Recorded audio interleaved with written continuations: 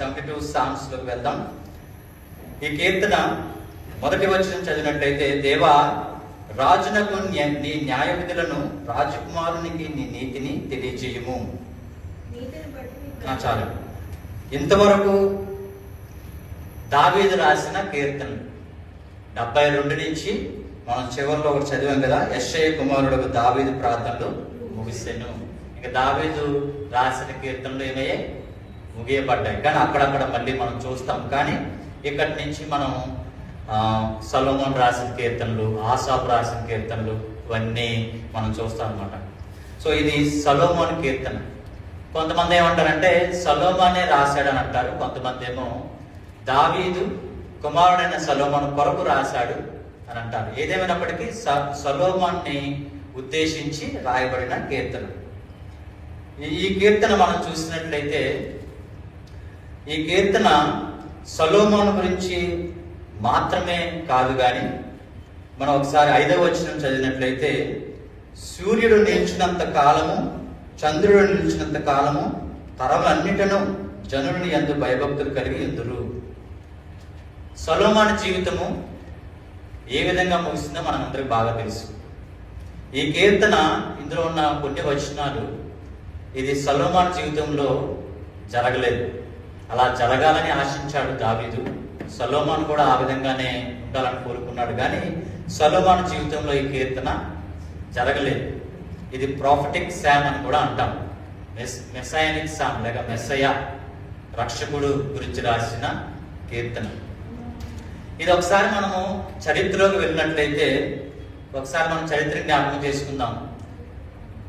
ఐగుప్తు దేశంలో నుంచి, బానిస జీవితంలో నుంచి దేవుడు, యెహోవా అయిన దేవుడు ఇజ్రాయెల్ ప్రజలను రక్షించుకున్నాడు. అవునా? విధేయత చూపించాడు.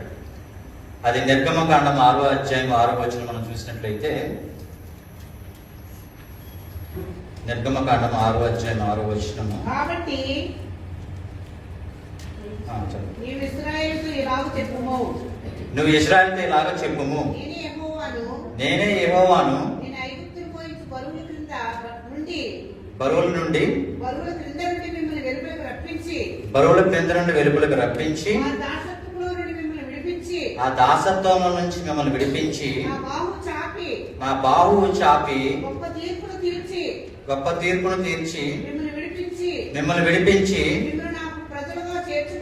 ప్రజలుగా చేర్చుకొని మీకు దేవుడై ఉందును. అక్కడి నుంచి మనం వద్దాం అసలు ఈ కీర్తనకి. అక్కడ దేవుడు ఏం చెప్పాడంటే, ఐగుప్తు దేశంలో నుంచి, బానిసత్వం నుంచి ప్రజల్ని విడిపించాడు. దేవుడు విడిపించి అన్నాడు, నేను మీ బానిసత్వం నుంచి విడిపిస్తాను, నేను మీకు దేవుడై ఉంటాను, నేను మిమ్మల్ని నడిపిస్తాను అన్నాడు. నడిపించిన తర్వాత మొదటి సమూయేలు గ్రంథం మనం చూసినట్లయితే 8వ అధ్యాయంలో ఉంటుంది. అక్కడ ప్రజలందరూ కూడా బయటకు వచ్చేస్తారు. సుఖంతో, సంతోషంతో, ఆనందంతో వాళ్ళు జీవిస్తూ ఉంటారు. కానీ తర్వాత మోషే నడిపిస్తాడు. మోషే తర్వాత ఎవరు వస్తారు? మోషే తర్వాత నాయకుడు యెహోషువ వస్తాడు. యెహోషువ నడిపిస్తాడు, కానా దేశానికి నడిపిస్తాడు ప్రజలందరినీ. కానా దేశానికి వెళ్ళిన తర్వాత యెహోషువ తర్వాత న్యాయాధిపతులు వస్తారు. న్యాయాధిపతులు పరిపాలన చేస్తూ ఉంటారు. కానీ కొంతకాలంగా వాళ్ళు పరిపాలన చేస్తారు. న్యాయాధిపతులు చివరి వచనంలో ఉంటుంది, జనములు వారికి పరిపాలన చేసేవారు ఎవరు లేకపోయేసరికి వారు ఇష్టానుసారంగా జీవిస్తూ ఉన్నారు అని ఉంటుంది వచనం. అంటే ఇష్టానుసారంగా ఉంటారనమాట. దేవుడు అప్పటికి కూడా దేవుడుగా, నేను ఈ ప్రజలకు దేవుడుగా ఉండి నేను నడిపిస్తాను, నేనే రాజుగా ఉంటాను అని చెప్పి దేవుడికున్న ఉద్దేశంతో ప్రజలు నడిపిస్తూ ఉంటాడు. కానీ మొదటి సమయంలో 8వ అధ్యాయంలో ఏముంటుందంటే, ప్రజలందరూ కూడా తిరుగుబాటు చేస్తారు. మొదటి సమూయేలు గ్రంథము 15వ అధ్యాయము, మొదటి సమయంలో 8వ అధ్యాయం 5వ వచనం, 8వ అధ్యాయము 5వ వచనం, 1 Sam 8:5.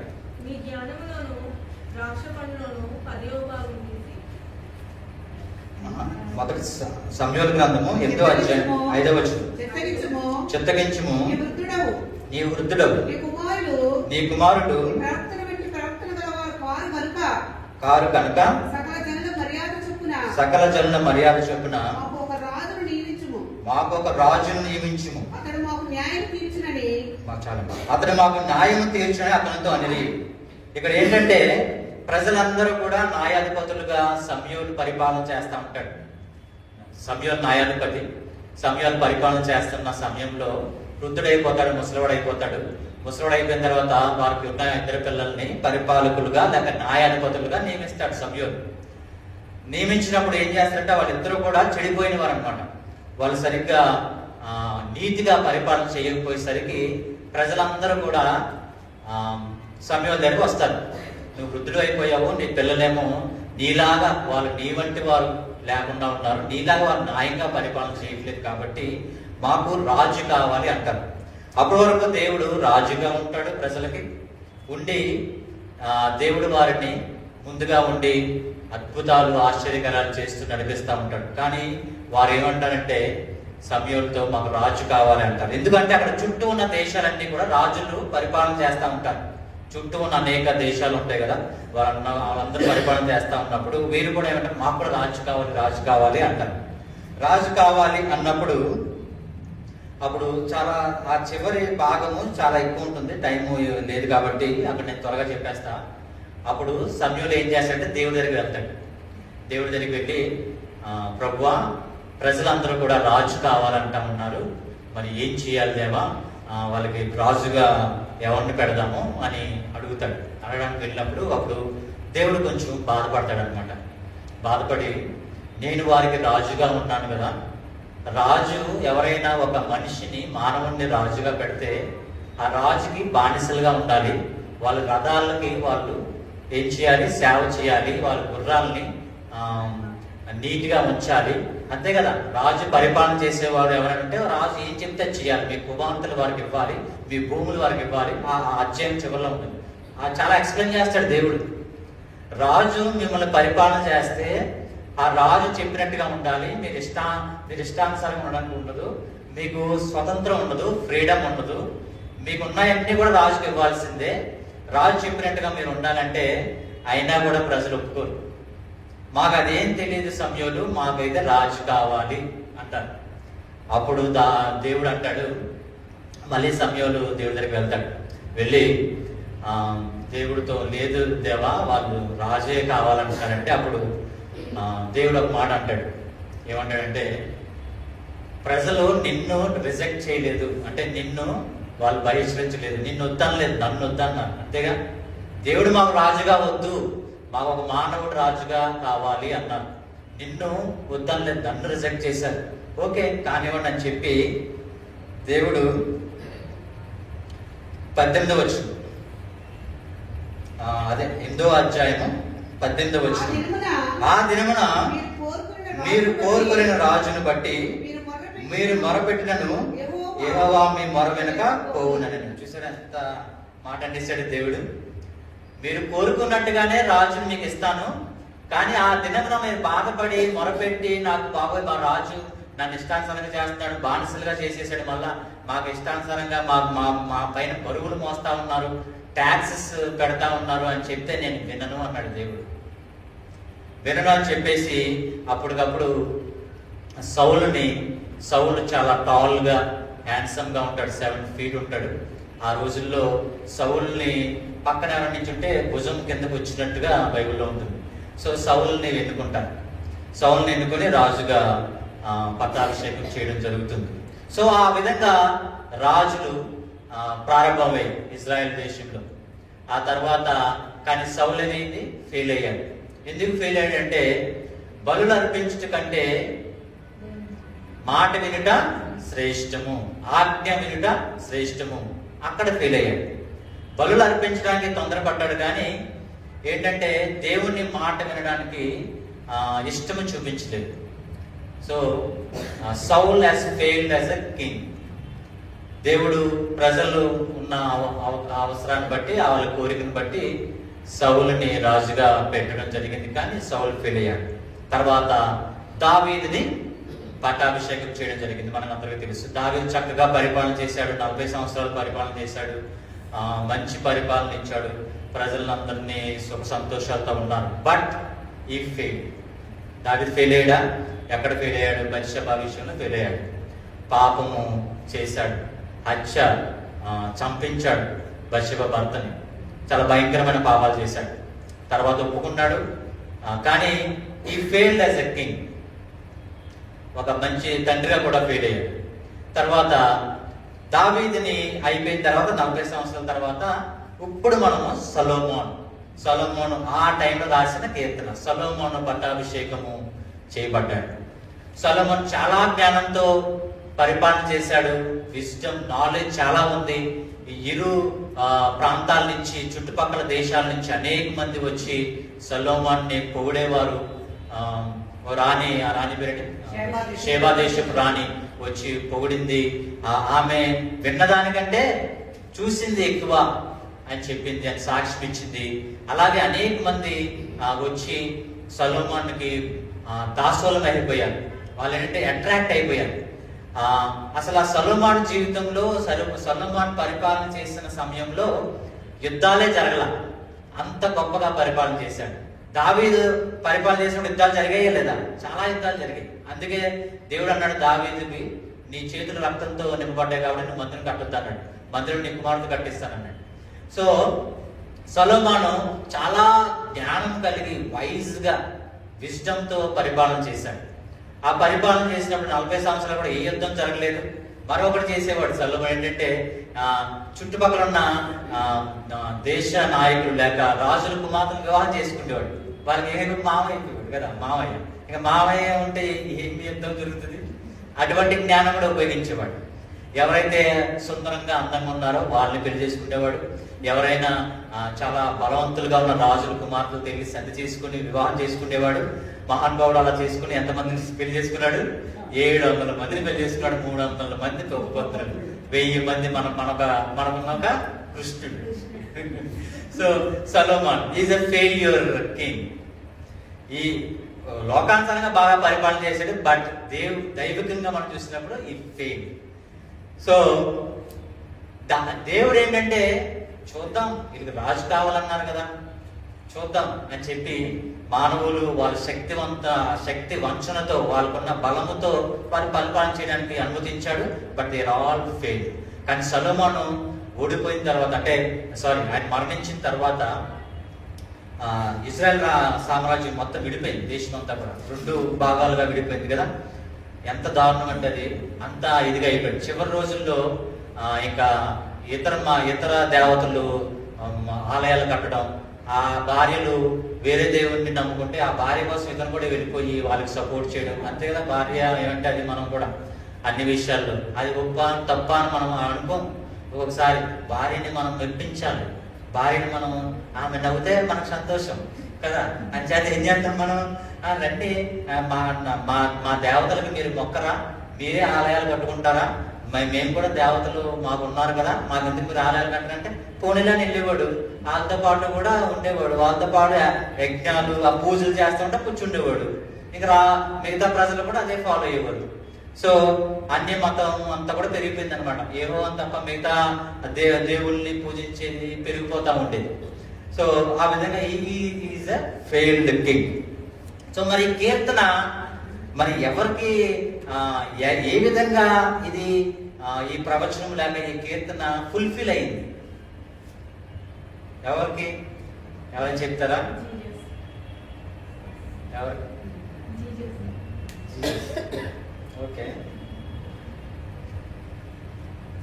అతని దినంలో 7వ వచనం, అతని దినములలో నీతిమంతులు వర్ధిల్లుదురు. 72వ కీర్తన 7వ వచనం, 72వ కీర్తన వచ్చేసాను. ఇక 7వ వచనం, అతని దినంలో నీతిమంతులు వర్ధిల్లుదురు. చాలా మంది తిట్టుకునేవారంట సొలొమోన్ని. బాబో ఎంత పెద్ద మందిరం కట్టేస్తా ఉన్నాడు అని చెప్పి. ఆ టైంలో ఏం టెక్నాలజీ లేదు కాబట్టి పెద్ద రాళ్ళు మోసుకొని వచ్చి వాళ్ళు కడదా ఉండేవారు. ఎక్కడి నుంచో కొండను తవ్వుతా రాళ్ళు తీసుకుని చాలా తిట్టుకుంటాం. చాలా పని ఉండేది. కానీ పేదవాళ్ళని అంతగా పట్టించుకోవడం లేదు, మనకు తెలియదు. కానీ ఈ వచనం మాత్రం సొలొమోను జీవితంలో జరగలేదు. నీతిమంతులు వర్ధిల్లుదురు. అలాగే 8వ వచనంలో, సముద్రం నుండి సముద్రం వరకు, యూఫ్రటీస్ నది మొదలుకొని భూదిగంతముల వరకు అతను రాజ్యము చేయను. అతను ఓన్లీ ఇజ్రాయెల్ చుట్టుపక్కల దేశం, ఇజ్రాయెల్ దేశానికి మాత్రమే పరిపాలన చేశాడు. ప్రపంచాన్ని అంతా కూడా ఆయన పరిపాలన చేసినట్టుగా ఎక్కడా లేదు. 11వ వచనం. రాజులందరూ అతని నమస్కారం చేసేదరు, అన్యజనులందరూ అతని సేవించెదరు. ఆయన పొగిడేవారు, ఆయన జ్ఞానానికి ముగ్ధులైపోయారు, కానీ ఆయన మాత్రం సేవించినట్టుగా ఎక్కడా కూడా హిస్టరీలో లేదు. అలాగే 17వ వచనంలో వచ్చినట్లయితే అతని పేరు నిత్యము నిలిచును. నిత్యం ఎక్కడ ఉంది? చనిపోయాడుగా, చనిపోయి చాలా కాలమైంది.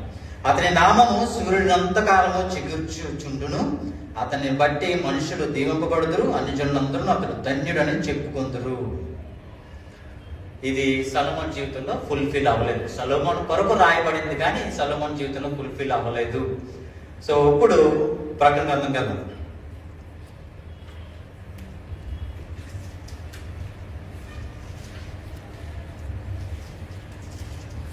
11వ అధ్యాయము 15వ వచనం.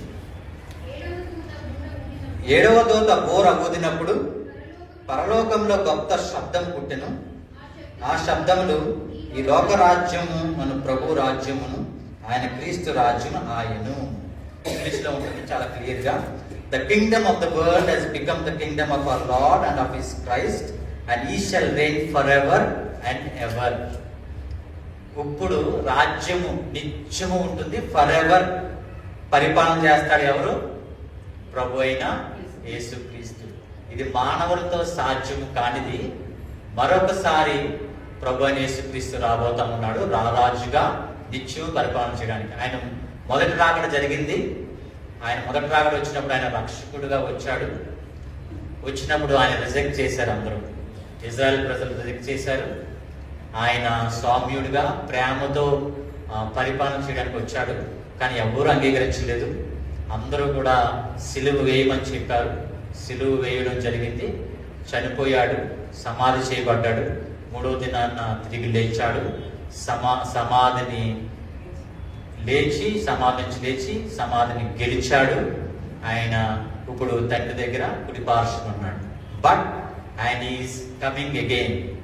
కానీ దేవుడు రాజుగా పరిపాలన చేయడానికి మాత్రం ఆయనకి ఇంకా ఇష్టం ఉంది అని మనం అనుకోవచ్చు. అంతేగా మొదట్లో మనం నిర్గమకాండంలో నేనున్నాను కదా రాజుగా పరిపాలన చేయడానికి, ఎందుకు మరొక రాజుని అడుగుతా ఉన్నారు అని అన్నాడు. కానీ మాకు రాజా కావాలన్నాడు. బాగా అయిపోయింది వాళ్ళకి, ఎన్ని ఇబ్బందులు సమస్యలు. ఇప్పుడు ప్రెసెంట్ వరల్డ్ మనం చూసినట్లయితే ఇప్పుడు పరిపాలకులు, మన పాలిటీషియన్స్ వీళ్ళందరూ పరిపాలన చేస్తూ ఉన్నారు. మనందరికి కూడా ఒక ప్రశ్న ఏంటంటే, ఒక గొప్ప పరిపాలకుడు, ఒక గొప్ప నాయకుడు ఎవరు వస్తారా? ఈసారి మనం ఓటేస్తే మనకి చక్కని పరిపాలన అందుతుందా, మనం చక్కగా పరిపాలన చేసేవాడు ఉంటాడా అనే ఫెయిత్తో, అనే దాని మీద హోప్తో మనం ఏం చేస్తాం? ఓటేస్తాం కదా. ఈ పాత గవర్నమెంట్ మమ్మల్ని అసలు చాలా దారుణంగా చేసింది. ట్యాక్స్లు పెంచేశారు, ఇష్టానుసారంగా చేశారు, సరిగా పరిపాలన చేయలేదు. నెక్స్ట్ గవర్నమెంట్ మనం ఓటేద్దాం, మంచి గవర్నమెంట్ రావాలి, మన ఏదైతే మన రాష్ట్రాన్ని, మన దేశాన్ని చక్కగా అభివృద్ధి బాటలో చేయాలి, ప్రేమగా చూసుకోవాలి, పేదల పట్ల ప్రేమ కలిగి ఉండాలి అని చెప్పి మనం ఏం చేస్తామంటే మళ్ళీ మరొక గవర్నమెంట్కి ఓటేస్తాం. కానీ ఎవ్రీ గవర్నమెంట్ ఫెయిల్. మళ్ళీ వాళ్ళే వస్తారు, ఈ పార్టీ నుంచి మళ్ళీ గవర్నమెంట్ మారినది, మళ్ళీ ఇందులోకి వెళ్తారు. మనుషులు వాళ్ళే, పార్టీ మారుతుంది అంతే, బుద్ధులు అవే ఉంటాయి. వీడు మళ్ళీ కొత్తగా పరిపాలనకు వచ్చినప్పుడు ఏం చేస్తాడు? వాడు ఏమైతే చేశాడో ఆ స్కామ్లు మళ్ళీ తీస్తాడు, మిగతా వాళ్ళు జైల్లో పెడతారు, వాళ్ళు పోగొట్టుకున్నది సంపాదించుకుంటారు. ఇంక ఇదే జరుగుతూ ఉండదు తంతు. అన్ని రాష్ట్రాలు అలాగే ఉన్నాయి, అన్ని దేశాలు అలాగే ఉన్నాయి. There is no perfect king, there is no perfect president, there is no perfect ruler in this earth. God is waiting for that. అందరం కూడా ప్రతి ఒక్క మనిషిలో ఎప్పుడో ఒకప్పుడు అనిపిస్తూ ఉంటుంది మనకి, ఒక మంచి పార్టీ వస్తే బాగుంటుంది, ఒక మంచి నాయకుడు వస్తే బాగుంటుంది, మంచిగా అందరికి ఉద్యోగాలు ఇచ్చే నాయకుడు, అందరికి పనులు దొరికే నాయకుడు, అందరికి కావాల్సిన అన్ని ఇచ్చే నాయకుడు ఉంటే ఎంత బాగుంటుంది అనిపిస్తుందా లేదా? మంచి గవర్నమెంట్, నెక్స్ట్ గవర్నమెంట్ అయినా మంచి గవర్నమెంట్ వస్తే ఎంత బాగుంటుంది. మనం అందరం ఫ్రీడమ్ కలిగి, స్వతంత్రం కలిగి, మనకు కావాల్సిన దైవాన్ని లేదా మనకు కావాల్సినట్టుగా మనం ప్రార్థన చేసుకోవడానికి ఫ్రీడమ్ ఉంటే ఎంత బాగుంటుంది, అవునా కదా? ఇప్పుడు మనం ప్రార్థన చేసుకోవడానికి మన స్వతంత్రం కూడా లేదు. క్రిస్మస్ టైంలో చాలా రాష్ట్రాల్లో వెళ్ళి లోపల చర్చిలోకి వెళ్ళి క్రిస్మస్ సరిగా జరుపుకోకుండా చేసేసారు. ఎప్పుడు లేదా అటువంటి రోజులు. అలాంటిది మన దేశంలో వచ్చింది. వెళ్ళి బైబిల్ పట్టుకుంటా ఉంటే ఇష్టానుసారంగా బైబిల్ కాల్ చేస్తా ఉన్నాను. క్రైస్తవులకు వ్యతిరేకంగా జరుగుతుంది పరిపాలన. క్రైస్తవులు అంటే ఇష్టం లేనట్టుగా ఇష్టంగా ఏదో శత్రువుల కింద చూస్తా ఉన్నారు. ఏమి హాని చేయనప్పటికీ, నీతిగా జీవించినప్పటికీ మనం ఎవరి జోలికి వెళ్ళం. ఏ మతాన్ని మనం దూషించము, ఎవరిని కూడా మనం నిందించము. కానీ మన మీద ఏదో ఒకటి నింద వేస్తూనే ఉన్నారు. నీతిమంతులు వర్ధిల్లుతారు అని వాక్యంలో ఉంది. కానీ ఎక్కడ జరుగుతూ ఉంది? నీతిగా జీవిస్తే మనం అనుకుంటాం, నీతిగా జీవిస్తే మంచిగా జీవిస్తే రోజులు ఎక్కడ ఉన్నాయి బ్రదర్ అనుకుంటాం కదా. రోజులు వస్తాయి, అవన్నీ లెక్కిస్తూ ఉంటాడు దేవుడు. సో ఒక రోజు వస్తుంది, రెండో రాకడ రాబోతా ఉంది. He will return as a king. Once he came as a saviour, ఆయన రక్షకుడుగా వచ్చాడు. మరొకసారి ఆయన రాజుగా రాబోతా ఉన్నాడు. ఏ విధంగా పరిపాలన చేస్తాడు అనేది మనం చదువుకొని ముగించేద్దాం. చివరికి వచ్చిన మనము అందరం కలిసి చదువుకుంటే బాగుంటుంది. ప్రకటన గ్రంథము 11వ అధ్యాయం 15వ వచనం. ఇదే కన్క్లూజన్.